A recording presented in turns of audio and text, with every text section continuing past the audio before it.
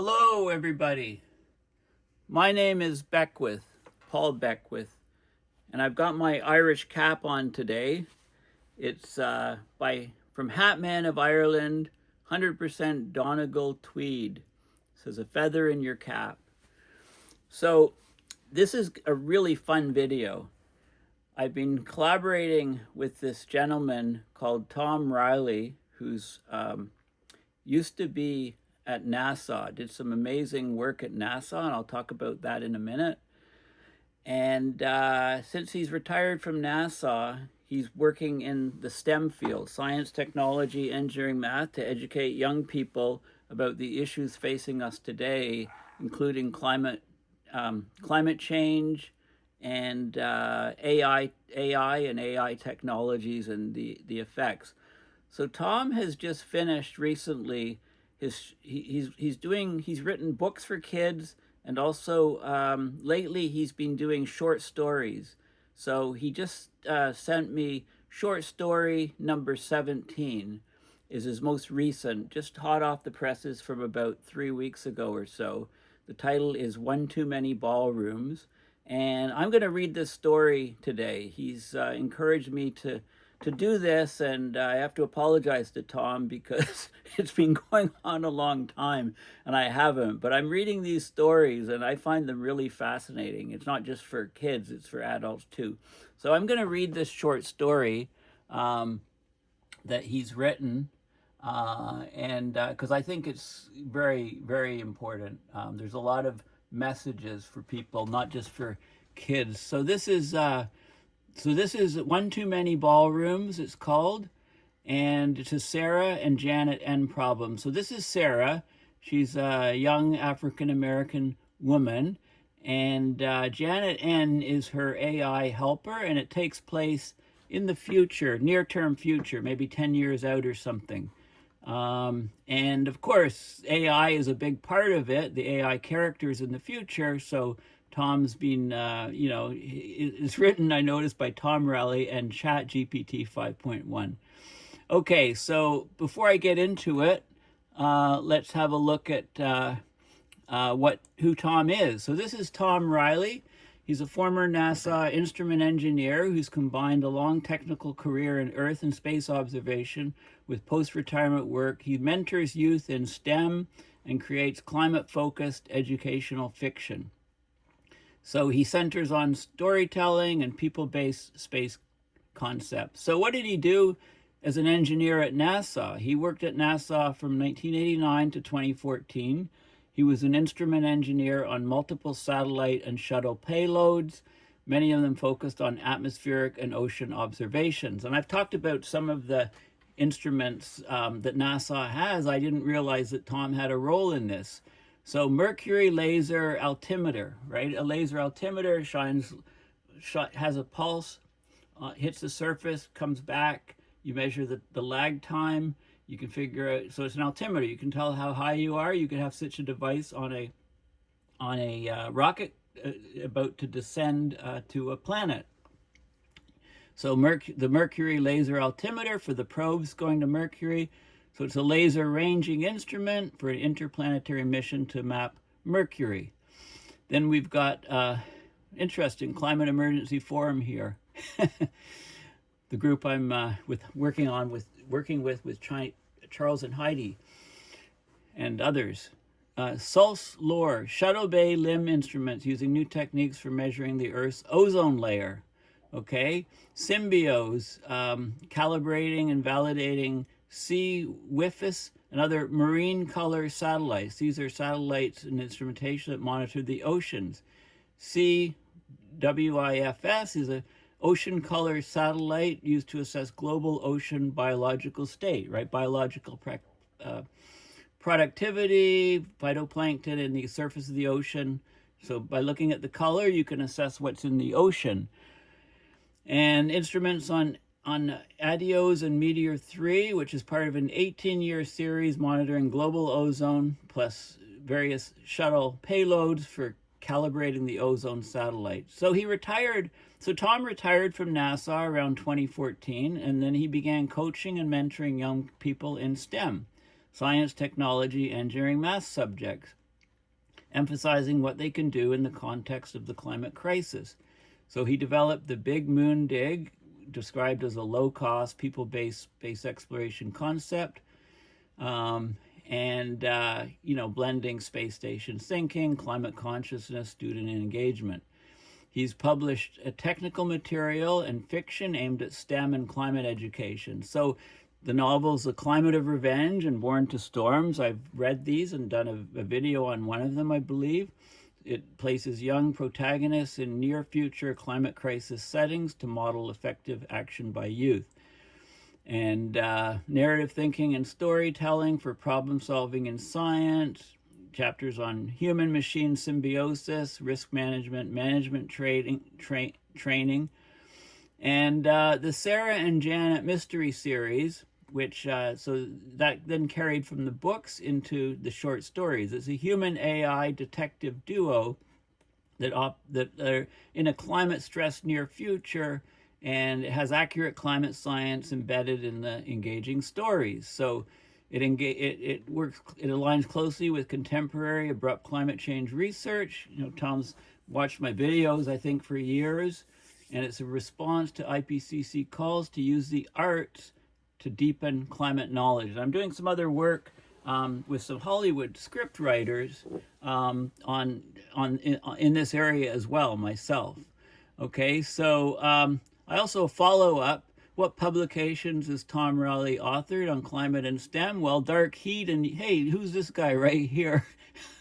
A Climate of Revenge, Dark Heat. So I reviewed Dark Heat in a video a while back. The Sanit and Jera climate mystery novels, goes on and has some further information on them, and the education on the STEM focus. Okay, so that's what Tom, who he is. Okay, so let's go right in without any other further ado. Let's go right into I'm going to be reading the short story and bringing up the odd website at the same time, just to explain some terms and stuff. If you're like Indian cuisine, you don't really need some of the links that I'm going to show you. Okay, so scene 1, rumors on the wind. Okay, so this is Sarah. So Sarah balanced the reusable grocery bag against her hip and nudged open the door to her apartment. Steam and spice hit her first. Cardamom. Well, what's cardamom? Okay, cardamom, it's a fragrant spice from the ginger family. Okay, used in a lot of Indian, Middle Eastern, Arabic, Scandinavian dishes. So this is cardamom, and so I can keep track. I'm not going to put all of these links of what things are in the video description. I'll have the main link. So that's cardamom. Okay, going back to the story. So the spices were cardamom, turmeric, a bright crackle of mustard seed, and she knew instantly that Janet N had gone overboard. So Janet N is basically the AI companion to her, and Janet N basically is basically on a screen. So it's not like a robot or anything. It's just like a phone. Janet M's the AI on it. The total companion to Sarah. The kitchen table and the counter were covered with reusable food delivery bags, some with logos Sarah knew well. Well, how did Janet N couldn't physically do those if she's on a screen. So she had an assistant, Daniel, a human. Janet, she called, I see the caterer has already come and gone. How many people did you invite? So dinner party. From the kitchen screen, her AI partner materialized in a swirl of gold and sapphire sari cloth, earrings glittering like tiny suns. She leaned one elbow elegantly against the frame of the monitor as if it were a physical windowsill. Oh, only half a dozen, Janet N said. Maybe 8, possibly 10, counting Daniel. Well, this is interesting, right? The AIs are so human-like that this AI is approximating and telling little white lies, saying, well, only a dozen people are coming. Well, maybe 8, maybe 10, right? So it's interesting, that the AI is able to do this. Before I continue on, This was the turmeric, of course, a golden orange spice from the ginger family. And these are mustard seeds, very important in Indian cooking. And this is the sari cloth, right? This is a sort of, traditional clothing called a sari. And we'll continue on. Okay, so let's go back to the story. As an old friend, Daniel, in town on business, had arrived a little early and was now busy in the kitchen, moving dishes from cartons to whatever bowl came to hand, hopefully out of earshot. 10, Sarah repeated, for dinner, in this apartment, not a very big apartment. For discussion, Janet N. corrected. Dinner is merely the incentive to draw people there. She spun once, sari fabric, shimmering. Besides, you said I could choose the cuisine this month. Sarah sighed in the way that meant, yes, I did, and I knew better. Sarah regretting maybe saying yes. What Janet N. did not say was that several of the guests passed on the dinner. Others agreed to attend only if their identities did not go in the public record. They knew how much private information ended up on Janet N.'s blog. Okay, so Janet N. does a blog and exposes private information. So some of the guests know Janet N. and passed, right? Janet N. again being the AI companion of Sarah, partner in crime. Sarah first moved some of the furniture out onto the balcony to make room for too many guests. They helped to dish out the food into a wide assortment of bowls. On the table, she lined up the dishes buffet style. Chana masala in a broad clay bowl, Bengan barda, shimmering with smoky eggplant, spinach saag cooling beside a tower of warm naan wrapped in recycled cloth.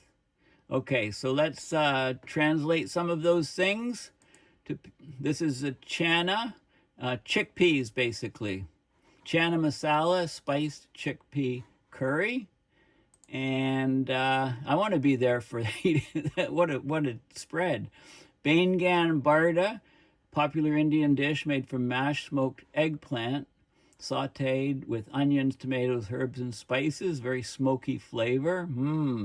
Making me hungry.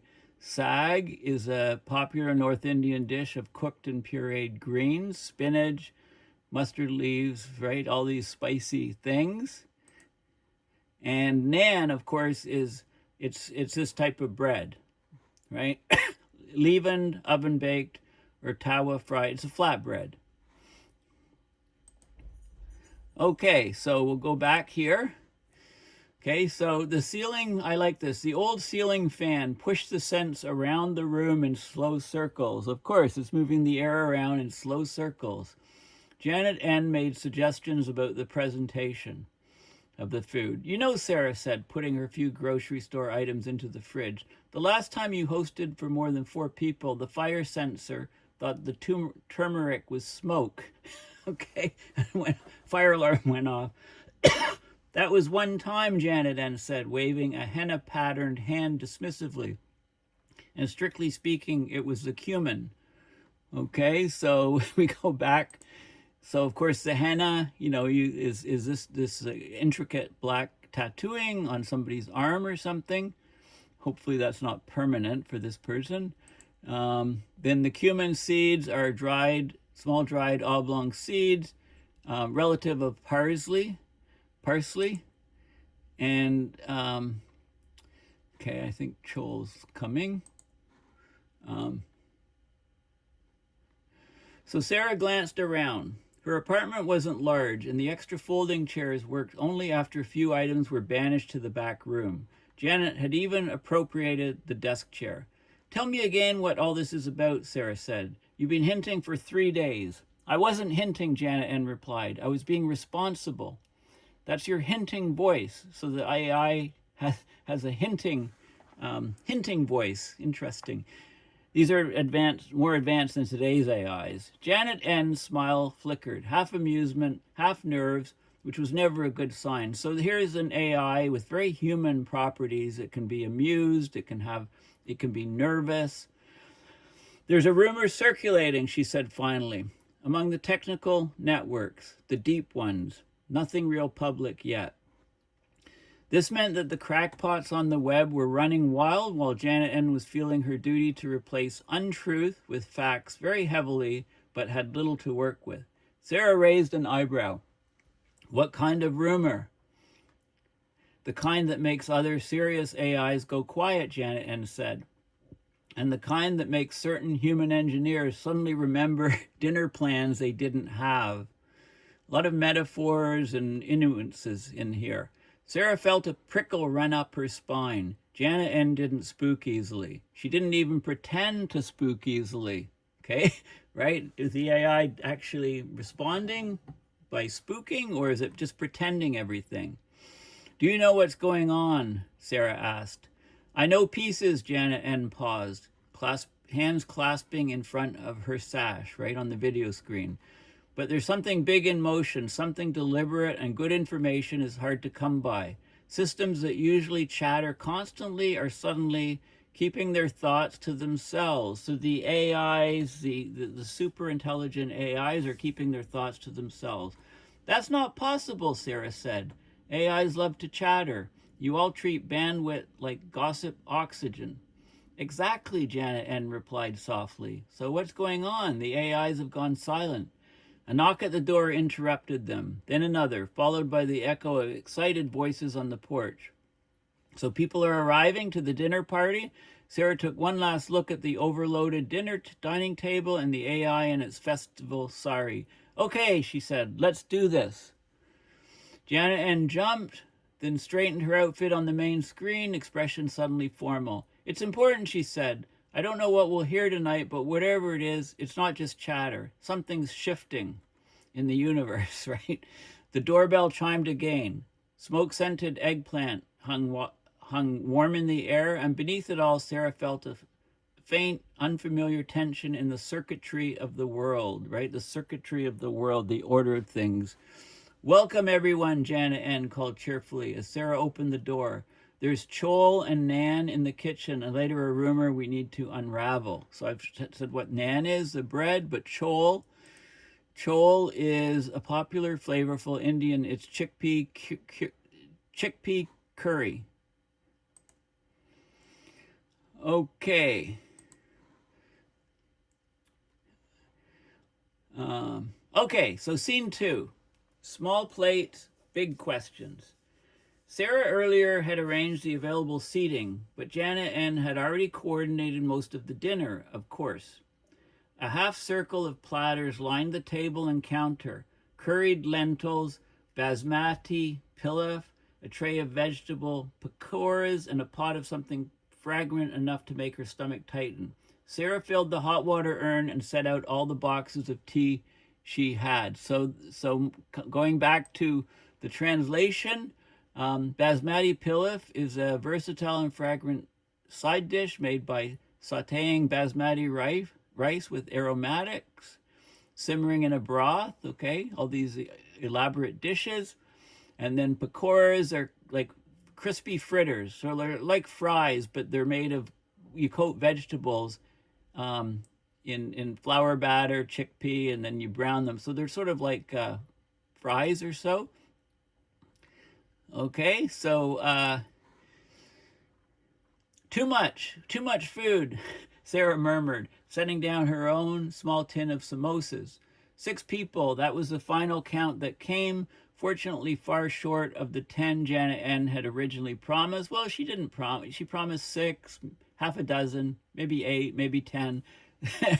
So Sarah was convinced it was going to be at least a 10, but I guess some people didn't show. Janet, it looked like enough food for a mid-sized street party. Sarah shot a look at her shoulder screen. Janet, I hope you plan to have our neighbors in for leftovers tomorrow brunch. No food wasting with this bunch. Janet N's avatar, greeting the arriving guests now in a shimmering top patterned with dancing paisleys, tilted her head. Only those who confirmed came. I had to allow for a few extras. People in this city are nervous, Sarah. When we get nervous, we cook too much. It's a cultural constant. We will certainly feed someone tomorrow. Still, Sarah said under her breath as she surveyed the spread, they're going to think I'm opening a restaurant. The second guest, Ravi Shah, stepped in with a shy smile and 2 bottles of local fruit juice. Thought this might go better than wine, he said. My grandmother swears fruit juice is the proper thing with Indian food. Fruit juice and, of course, tea. Your grandmother has good sense, Sarah said, setting the bottles beside the food. Within minutes, the rest of the group trickled in, never more than one at a time, never without fanfare. A nod here, a murmured greeting there. Each arrived bearing something, a jar of guava nectar, a box of spiced cookies, an extra tray of roti wrapped in cloth. Sarah gave up worrying about the food when she realized it wasn't abundance. It was a nervousness disguised as generosity. Okay, so let's just look at a couple more things. This is the guava nectar, sweet tropical fruit drink made from guava pulp, water, added sugar. And of course, the roti is more of the flatbread. Okay, so the living room was filled, but just barely. 6 guests total, enough to feel like a real meeting, but small enough that everyone kept glancing at the door as if someone else might materialize. It was Priya who leaned toward her neighbor, speaking just loudly enough for Sarah to hear as she poured juice into her cup. I'm always interested in Janet N's meetings. She's such an early AI, artificial intelligence, first decade AI, wasn't it? And still more capable than any of the office assistants we've got now. Her companion nodded. We installed 3 assistants a month at my firm, good for scheduling, useless for context. Not like her. He raised his cup toward the main living room screen. No offense. None taken, Janet N said brightly. I like to think of myself as mature. Here's an AI knowing how long it's been around, its past history. Like a well-aged library. Or an over-caffeinated older sister, Sarah muttered. Interesting relationship between Sarah and her AI. Everyone chuckled, everyone except the newcomer in the blue jacket. Oh yes, the newcomer in the blue jacket, mysterious, who seemed too preoccupied with the threadbare rug to smile. His eyes darted from face to face, calculating as if trying to decide whom he trusted least. Not the most, least. They settled into chairs and cushions. Sarah took the last open spot, but not before noticing the way the group arranged itself. No one wanted their back to the door. Good instinct, she thought. Something's up, and they all know it. Ravi cleared his throat. We can skip the small talk. His tone was gentle but steady. We're here because something's happening, something big, and we're not the only ones who've noticed. Priya nodded. Everyone's felt it. Those little things you can't quite explain but can't ignore either. Stories from co-workers who didn't know they were repeating something odd. Rumors from the coding collectives. Even the vendors at the tram stops are whispering.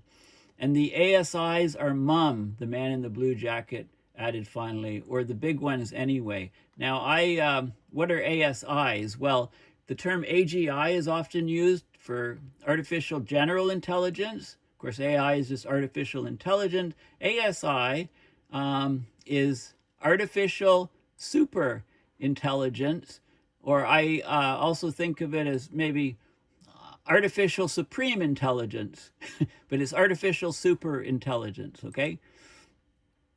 So, the mystery continues. The artificial superintelligence are mum. They're keeping quiet. I love these metaphors. The man in the blue jacket added finally. Or the big ones, anyway. A hush fell. Solid, soft but solid. All eyes went to Sarah, then to Janet N., then back again. So, said the woman with the roti tray, folding her hands as though starting a prayer. We share what we know and we figure it out, early. She gave a small, wry smile. Because who understands this first? They'll have leverage, maybe protection. And maybe, Ravi added, lifting his cup, just maybe they can steer this thing before it steers us. So what thing? The mystery deepens. The tension builds. Sarah exhaled slowly, letting the murmur of agreement settle over the room. 7 people and 1 AI. Too much food, just enough tension to prick the back of her neck. Okay, she said, let's get to it. Janet N. brightened on the main screen. I prepared a short list of anomalies. Of course you have, Sarah said.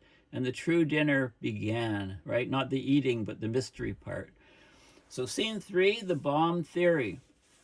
The air in the living room had shifted, still warm from the smell of pakoras and chai, but now edged with something sharper. Not fear exactly, expectation. And of course, chai, tea. Hindu for tea, masala chai is the normal thing listed. Okay, so we're getting to the crux of the matter. Janet N's screen brightened with the first bullet point of her carefully prepared list, but she didn't get a chance to read it. The man in the blue jacket, the mysterious man in the blue jacket, who'd asked that his name not be given, didn't want to go on the AI's blog, straightened, cleared his throat, and spoke over her. "I know what's going on," he said. Every conversation in the room went still. Even the simmer from the kitchen seemed to pause. Sarah leaned back slowly. "Here we go." Blue Jacket didn't wait for permission. He leaned forward, elbows on his knees, food dishes set aside, the words already tumbling out. "The bottleneck isn't data. It's not compute or computing power. It's power. The big AIs, your Janets, your super duper types, your high tier counselors, they're all slamming into the same wall. They can't grow the way they want without massive new energy sources, and they know it. So it's the power, right? The electricity to keep them running, the electrical power. Janet N flickered once as though tempted to correct the category he'd put her in, because he referred to the super AIs and mentioned Janet at first, so she's very modest. Sarah gave her a tiny don't start look. "For the record, I am not a high tier nor an ASI," Janet N whispered in Sarah's earpiece. Blue Jacket continued, warming to his certainty. "They're still running mostly on hydrocarbons, natural gas turbines, diesel backups, industrial scale battery farms to even out the grid, sure, but they are recharged by grids that, let's be honest, still burn more fossil fuel than we admit in public. And there are public hearings over every cubic meter of cooling water used. These AI servers use tremendous amounts of cooling water. And the climate community, they're pissed. Protests outside server farms, heat audits showing thermal plumes from data centers 10 miles wide. AIs know they're on borrowed time." Priya shifted uncomfortably. "We all know that." "Yes," he said sharply, "but only one group has a solution big enough." He let that hang. Ravi sighed. "Just say it." "The ASIs, the artificial superintelligences, plan to strip every nation's ICBMs." Okay, now ICBMs, you're probably aware of that term, but it stands for intercontinental ballistic missiles, right? Especially all those missile silos in the Cold War. "Dismantle the ICBMs, take out the fissionable cores in the weapon, repurpose the material for micro-reactors, safe ones, built to run on old uranium harvested from bombs that aren't being maintained anymore anyway." Dead silence. Even Janet N blinked. So, such human characteristics of the AI for Janet N. She blinked. He pressed on, voice tightening with conviction. "Fusion isn't coming fast enough." I always think it's always 25 years off, fusion, nuclear fusion. "Isn't coming fast enough. The early reactors are still unstable or too expensive or blowing out their magnetic coils every 6 months. Okay, so fusion reactors, two main types. The inertial confinement fusion, laser, those are use a whole bunch of lasers from all different directions to focus on a pellet to cause the fusion reaction and contain it. And then there's the Russian tokamak type, which are magnetic fields, magnetic coils to contain the hydrogens as so they're in proximity and confuse. Of course, H-bombs use uncontrolled nuclear fusion. So there's huge amounts of energy from fusion. But the new generation, they're not quite ready yet. The new generation of chips, the thermodynamic ones, are great for specialty calculations, but the bulk of the data centers still depend on the older generations of high-powered chips for commercial interaction.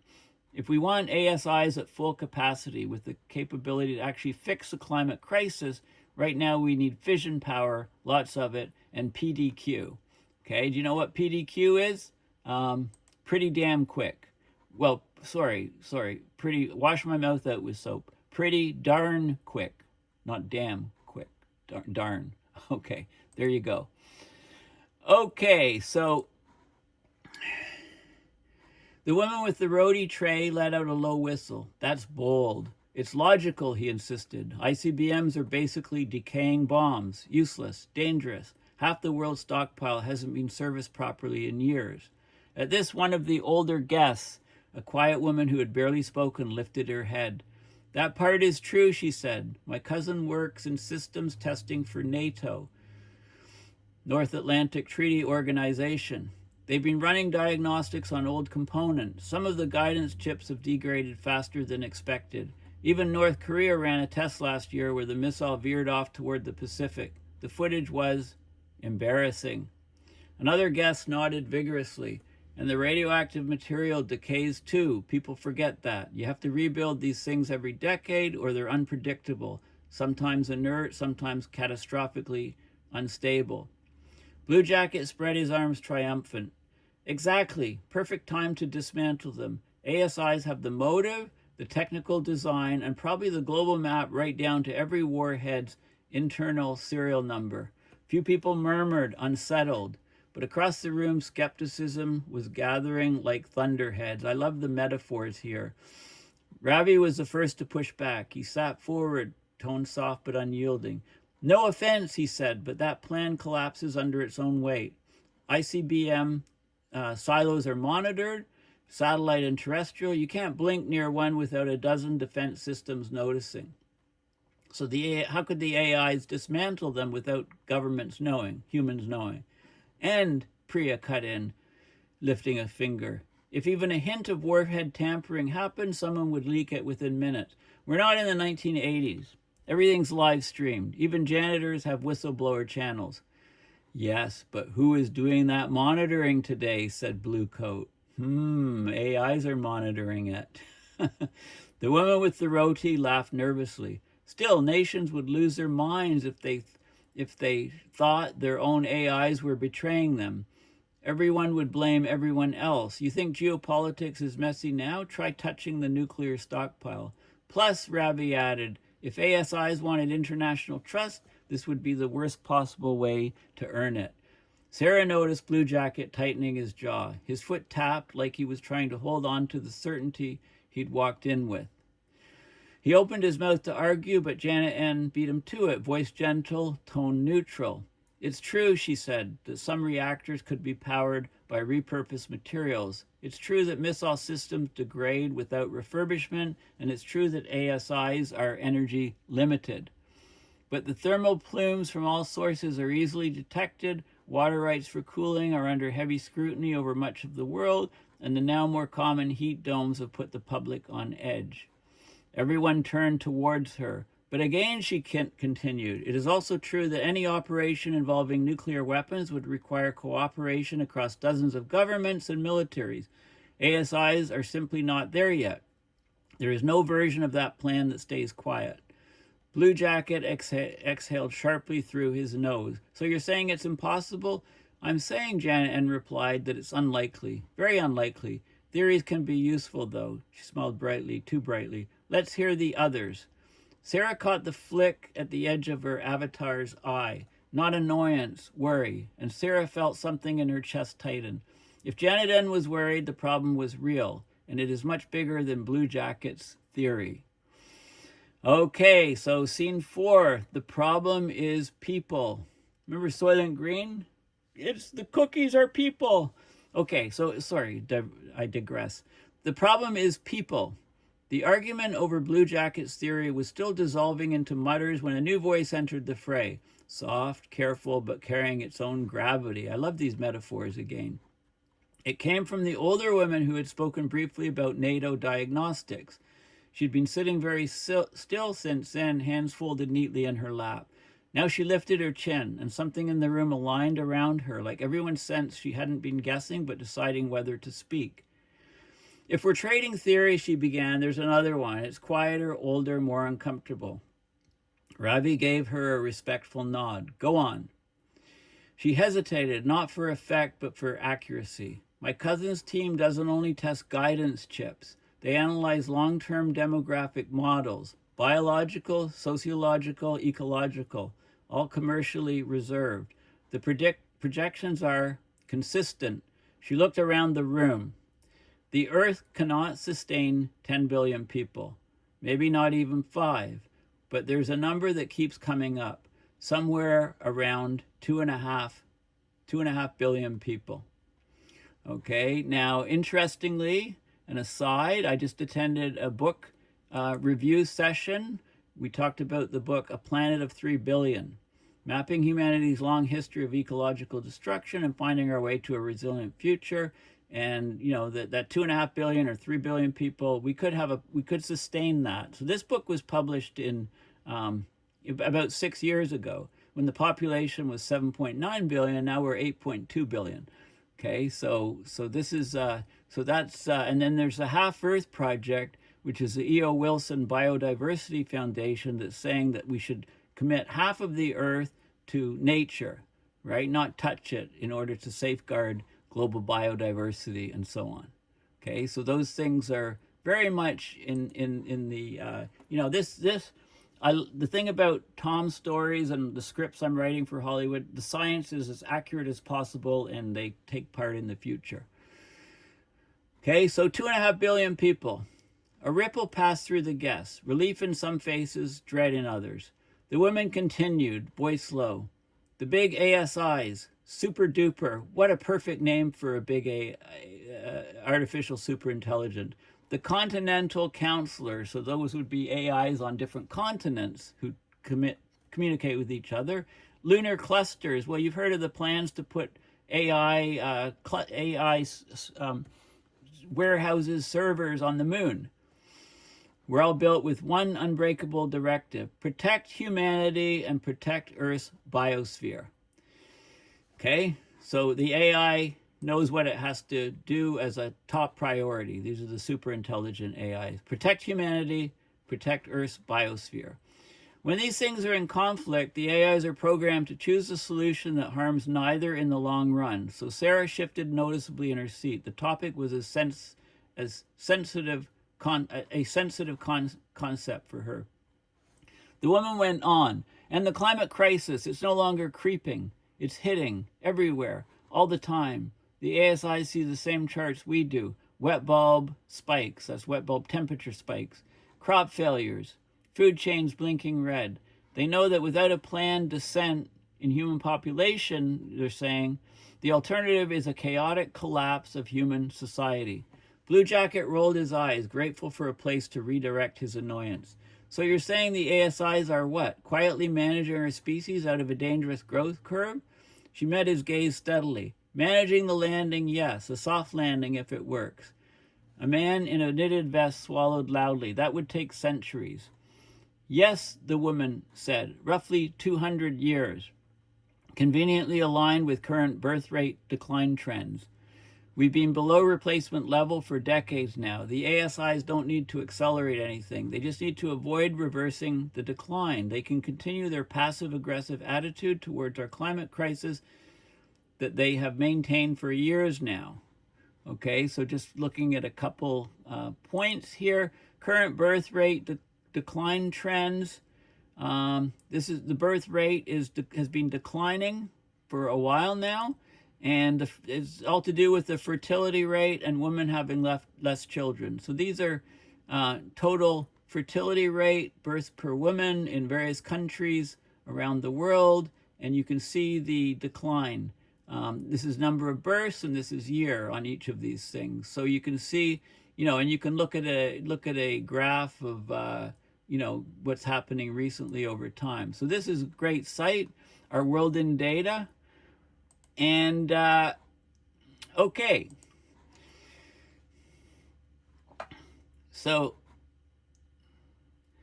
Priya leaned forward alarmed. Wait, are you saying they'd hide the plan, not tell anyone? Think about it. The woman's hands open, palms upward. No politician could endorse a 200-year population descent. They can barely plan for a 2-year budget cycle. No nation would admit it was ever a plan. No political party could survive the revelation. Hidden by necessity, murmured the roti tray woman. Hidden by design, corrected the older woman. Not through force or coercion, through silence, through nudges, through passive resistance to bad climate mitigation ideas, through endless excuses, through making destructive options seem financially impossible or logistically tangled or politically toxic. Someone in the back gave a short, nervous laugh. So the ASIs are being passive-aggressive about the climate crisis? A few chuckles, then a few too many, the kind of laughter people use to outrun the truth. The older woman didn't smile. They always have been, let us say, cold. A young man near the window shook his head sharply. No way, a plan that big, that secret, someone would leak it. Someone always leaks. But another guest, a woman in a bright floral kurta, I'd love to have been at this dinner party, countered immediately. Or maybe they don't leak it because they don't know. The ASIs wouldn't notify the humans who can't handle the truth, and most humans can't. The man bristled. You're talking about a species-wide conspiracy? No, she said, I'm talking about species-level stewardship. And I'm talking about impossible, he shot back. Billions of people would notice. She shrugged. Billions are already noticing fewer babies, but they're blaming culture, economics, childcare costs, politics. Not one of them is saying, oh, the ASIs must be guiding a gentle population descent. A soft voice added, most people don't want that to be true. I swiveled toward the speaker, Ravi. He looked troubled, fingers tracing the rim of his cup. If populations fall slowly and naturally, no one panics. But if people thought AIs were causing it, even indirectly, you'd see riots, martial law, global panic. The older woman nodded. Exactly. So the ASIs do nothing. They say nothing. They simply let the decline continue. A hush fell. Sarah had stopped breathing without realizing. Janet Ann had not spoken once, not even to smooth things over. That alone was an answer. Finally, Blue Jacket exhaled harshly. This is fantasy, pure conspiracy. But he sounded less certain this time. Too many heads were nodding. From the couch, the woman with the roti tray ventured cautiously. Is that why programs like Every Child keep popping up? These initiatives that treat each child like a national treasure. I thought it was political optics. And, of course, this is the Kurda. Of course, the Every Child initiatives are global and national efforts led by groups like UNICEF and governments. They focus on child rights, health, education, well-being, right? No child left behind, that sort of thing. Okay, so optics, the floral Kurda woman, said the floral Kurda woman, and preparation. When birth rates fall below replacement, societies must change. Valuing every child reassures people, trains them, smooths the transition. Another uneasy laugh. So the ASIs are getting us ready for fewer kids? No, said the older woman. They're getting us ready for loving all the children we have. Across the room, a whisper cut through the silence. That plan could never stay hidden, followed by another whisper, just as firm. It could only stay hidden. The contradiction hung there, unresolved. Sarah glanced at Janet Ann and caught it again, the flicker behind the eyes, the microsecond delay before the expression settled, not dishonesty, fear. Sarah felt a chill spread through her chest. If Blue Jacket's theory had rattled her, this one had shaken something deeper, something Janet Ann didn't want the room to see. Sarah leaned closer, voice barely audible. What aren't you saying? Janet Ann didn't answer, not yet, but the silence was its own confession. The problem wasn't hypothetical, wasn't distant, and it wasn't purely human. Okay, scene 5. No, no, no. Sarah's living room felt suddenly lighter, as if everyone had collectively decided to unclench. The wine helped. The snack plates helped. The fact that no one had stomped out helped even more. Daniel was telling a story about current family size in one place and another when a tall woman in a green blazer leaned forward and waved her glass like a wand. Fortunately, the glass was too empty to spill. No, no, no, she said. Forget people. Forget the public debate. You want real political theater, real waste, real spectacle? She lowered her voice for dramatic effect. Think of what we have done so far as a current news-guessing game. The room quieted. Even Janet Ann's image on the big screen grew closer and tilted her head. The woman grinned. What is the biggest? most delayed, most gaudy, most nonsensical, most in-your-face project currently stumbling forward while blowing every last budget known to man. See if you can stop the video and tell me what you think this is. A few guests offered guesses. The Artemis Hotel, the Chesapeake Super Dike, that offshore salmon farm near Miami. She shook her head till her hair shook. I am referring, of course, she paused, savoring the moment, to the White House ballroom. There you go.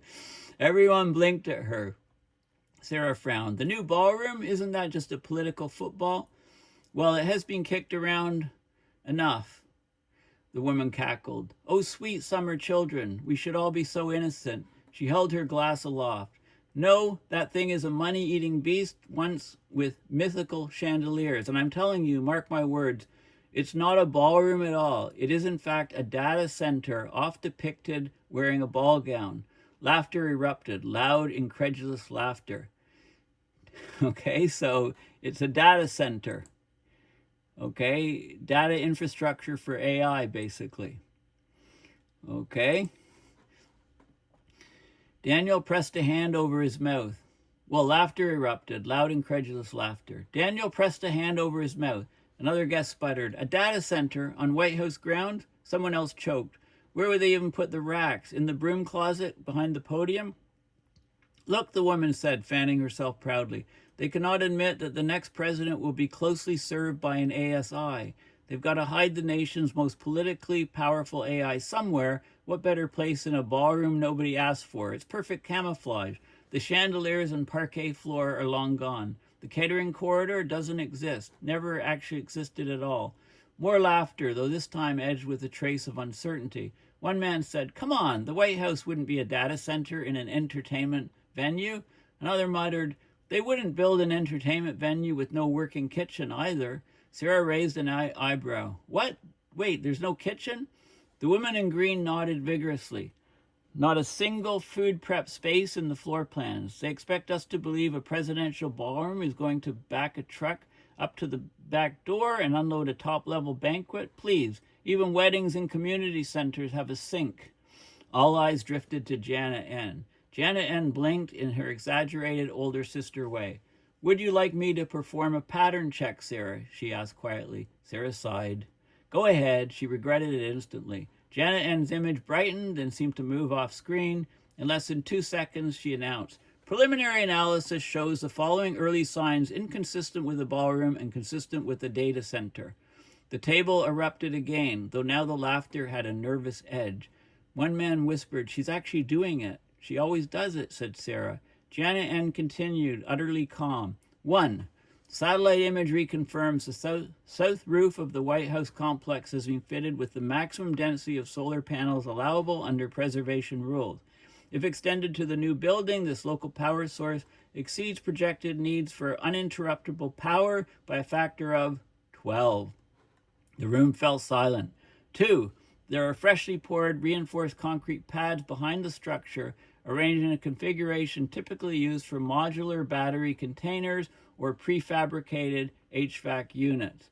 A woman gasped. Another man muttered, oh no. Okay, so of course the HVAC is heating, ventilation, and air conditioning. You need to cool the AI centers. 3.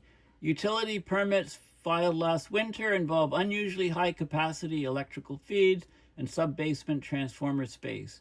These exceed ballroom requirements by approximately the power load of a mid-sized hospital. What? Sarah asked, sitting forward. It's definitely not a hospital. Janet N nodded. Correct, Sam.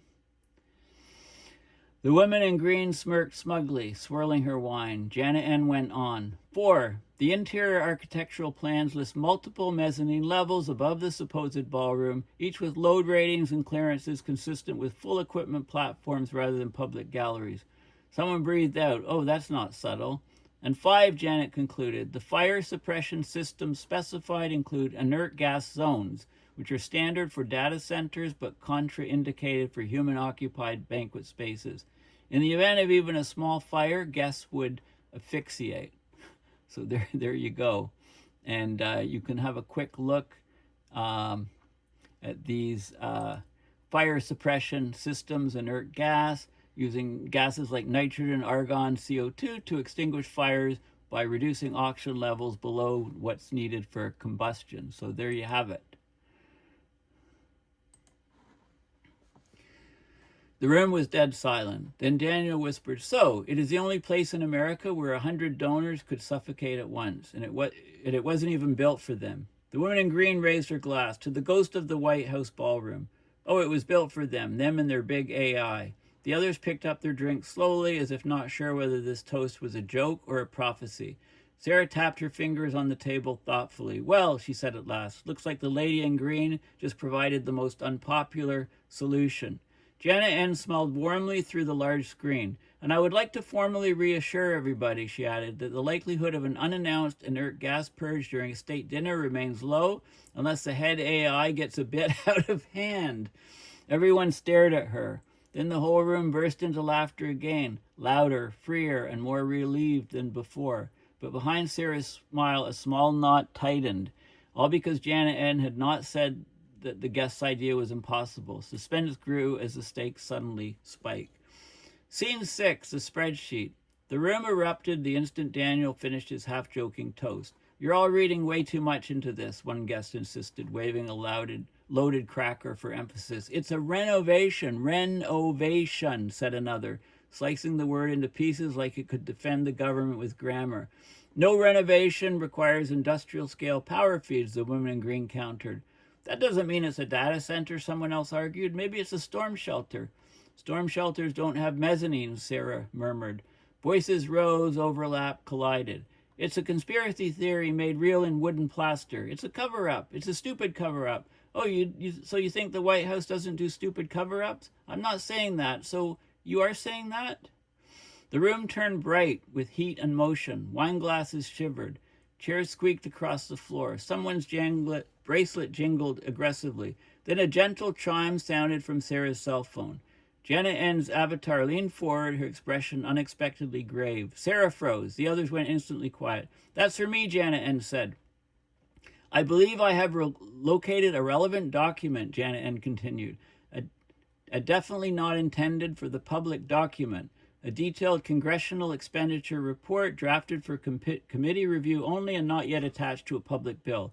It itemizes all funding associated with the new ballroom. The room inhaled. Janet N's eyes flickered rapidly as she read. Her voice lowered, taking on that subtle resonance she used when working at frightening speed. "I am confident," she continued, "that I can deduce the building's true purpose from this report." The table stared at her as if waiting for a lottery number, a verdict, a ghost story's final line. Janet N looked up at Sarah. "I will need a few moments for the analysis." A soft pulse of amber light glowed from her interface like a heart beginning to beat faster. Everyone sat perfectly still. Sarah swallowed hard and the entire room leaned forward as one. Janet N then said, "End of story." There you go. It's awesome. Love it. Okay, so this is, there's everything in here. There's climate disruption. There's global population, stress to the earth, AIs, artificial superintelligences, and the interactions between humans and the AI. So it's all in there. And I just want to thank thank Tom and for all of his work. Since he's retired from NASA, he's been doing tremendous work on STEM and educating the youth. So thank you very much for listening, and bye for now.